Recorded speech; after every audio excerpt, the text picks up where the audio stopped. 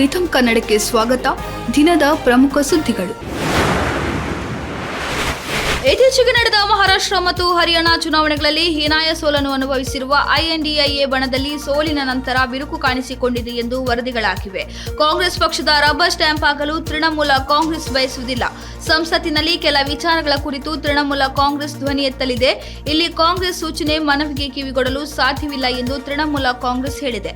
ಕಾಂಗ್ರೆಸ್ ಪಕ್ಷಕ್ಕೆ ಭ್ರಷ್ಟಾಚಾರ ಕುರಿತು ಧ್ವನಿ ಎತ್ತುವುದು ಬೇಕಾಗಿಲ್ಲ. ಆದರೆ ಟಿಎಂಸಿ ಪಶ್ಚಿಮ ಬಂಗಾಳ ಜನರ ಹಿತದೃಷ್ಟಿಯಿಂದ ಕಠಿಣ ವಿಷಯಗಳನ್ನು ಸಂಸತ್ತಿನಲ್ಲಿ ಮುಂದಿಡಲಿದೆ ಎಂದು ಟಿಎಂಸಿ ಸ್ಪಷ್ಟಪಡಿಸಿದೆ. ಜಮ್ಮು ಕಾಶ್ಮೀರದ ಶೋಪಿಯಾನ್ ಜಿಲ್ಲೆಯ ಹಿರ್ಪೋರ ಗ್ರಾಮದ ದಟ್ಟ ಅರಣ್ಯದಲ್ಲಿ ಭಗವಾನ್ ಶಿವನ ಪುರಾತನ ಶಿವಾಲಯವೊಂದು ಪತ್ತೆಯಾಗಿದೆ. ದೇವಾಲಯದ ಆಕಾರದಲ್ಲಿರುವ ದೊಡ್ಡ ಬಂಡೆಯ ಮೇಲೆ ಸ್ಥಳೀಯ ಗ್ರಾಮಸ್ಥರು 3 ಶಿವಲಿಂಗಗಳನ್ನು ಪತ್ತೆ ಮಾಡಿದ್ದಾರೆ. ಈ ತಾಣವು ಕಾಡಿನ ಮೊಘಲ್ ರಸ್ತೆಯಿಂದ ಸುಮಾರು 3 ಕಿಲೋಮೀಟರ್ ದೂರದಲ್ಲಿದ್ದು ಕಾಲ್ನಡಿಗೆಯಲ್ಲಿ ಮಾತ್ರ ತಲುಪಬಹುದಾಗಿದೆ. ಸ್ಥಳೀಯರು ಈ ಸ್ಥಳವನ್ನು ನೋಡಿದ ತಕ್ಷಣ ಅದರ ಮೂಲ ಮತ್ತು ಐತಿಹಾಸಿಕ ಪ್ರಾಮುಖ್ಯತೆಯನ್ನು ತನಿಖೆ ಮಾಡಲು ಪ್ರದೇಶದ ಅಧಿಕಾರಿಗಳು ಮತ್ತು ಪುರಾತತ್ವ ಇಲಾಖೆಗೆ ತಿಳಿಸಿದ್ದಾರೆ. ಜಮ್ಮು ಮತ್ತು ಕಾಶ್ಮೀರದಲ್ಲಿ ಭಾರತೀಯ ಸೇನೆಯು ಭಯೋತ್ಪಾದನೆಯನ್ನು ಅಳಿಸಿ ಪ್ರವಾಸೋದ್ಯಮವನ್ನು ಉತ್ತೇಜಿಸುವ ಗುರಿಯನ್ನು ಹೊಂದಿದೆ ಎಂದು ಸೇನಾ ಮುಖ್ಯಸ್ಥ ಜನರಲ್ ಉಪೇಂದ್ರ ದ್ವಿವೇದಿ ಹೇಳಿದ್ದಾರೆ. ನಾವು 600ಕ್ಕೂ ಹೆಚ್ಚು ರಾಜಪ್ರಭುತ್ವ ರಾಜ್ಯಗಳ ವಿಲೀನವನ್ನು ಆಳವಾಗಿ ಅಧ್ಯಯನ ನಡೆಸಿದರೆ ಹೈದರಾಬಾದ್ ಮತ್ತು ಗೋವಾ ಸೇರಿದಂತೆ ಏಕೀಕರಣ ಮತ್ತು ವಿಲೀನಕ್ಕಾಗಿ ಮಿಲಿಟರಿ ಪ್ರಮುಖ ಪಾತ್ರ ವಹಿಸಿದೆ ಎಂದು ಅವರು ಹೇಳಿದ್ದಾರೆ.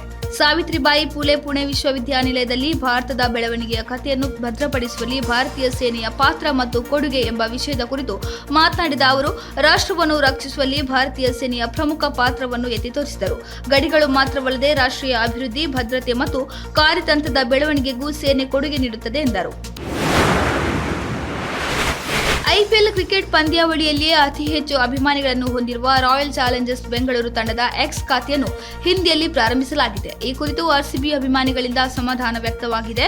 ಅಕ್ಟೋಬರ್ 24ರಂದು ಪ್ರಾರಂಭಗೊಂಡಿರುವ ರಾಯಲ್ ಚಾಲೆಂಜರ್ಸ್ ಬೆಂಗಳೂರು ತಂಡದ ಹಿಂದಿ ಎಕ್ಸ್ ಖಾತೆ ಈವರೆಗೆ 5 ಟ್ವೀಟ್ಗಳನ್ನು ಮಾತ್ರ ಮಾಡಿದೆ. ನವೆಂಬರ್ 28ರ ವೇಳೆಗೆ ಈ ಖಾತೆಯು ಸುಮಾರು 2500 ಹಿಂಬಾಲಕರನ್ನು ಹೊಂದಿದೆ.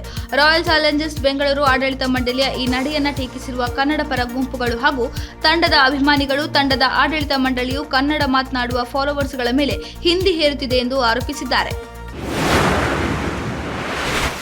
ಸತ್ಯಪ್ರಕಾಶ್ ನಿರ್ದೇಶನದ ಎಕ್ಸ್ ಅಂಡ್ ವೈ ಸಿನಿಮಾದ ಆಂಬು ಆಟೋ ಎಲ್ಲರ ಗಮನ ಸೆಳೆಯುತ್ತಿದ್ದು, ಬಿಡುಗಡೆಗೂ ಮುನ್ನವೇ ಚಿತ್ರತಂಡ ಆಟೋ ಚಾಲಕರ ಮನಗೆದ್ದಿದೆ. ಇನ್ನು ಈ ಸಿನಿಮಾದಲ್ಲಿ ಚಿತ್ರತಂಡ ಪಾತ್ರದ ಮೂಲಕ ಆಟೋಗೂ ಜೀವ ನೀಡುವ ಕೆಲಸ ಮಾಡಿದೆ. ಸಾಮಾನ್ಯ ಆಟೋ ರಿಕ್ಷಾ ಆಂಬ್ಯುಲೆನ್ಸ್ ಆಟೋ ಆಗಿ ಈ ಸಿನಿಮಾದಲ್ಲಿ ಕಾಣಿಸಿಕೊಳ್ಳಲಿದ್ದು, ಚಿತ್ರ ರಿಲೀಸ್ಗೂ ಮುನ್ನ ಪ್ರೇಕ್ಷಕರ ಕುತೂಹಲಕ್ಕೆ ಕಾರಣವಾಗಿದೆ. ಇದಾಗಿತ್ತು ಈ ಹೊತ್ತಿನ ಪ್ರಮುಖ ಸುದ್ದಿಗಳು. ಇನ್ನಷ್ಟು ಹೆಚ್ಚಿನ ವಿಚಾರಗಳಿಗಾಗಿ ವೀಕ್ಷಿಸಿ ರಿಥಮ್ ಕನ್ನಡ.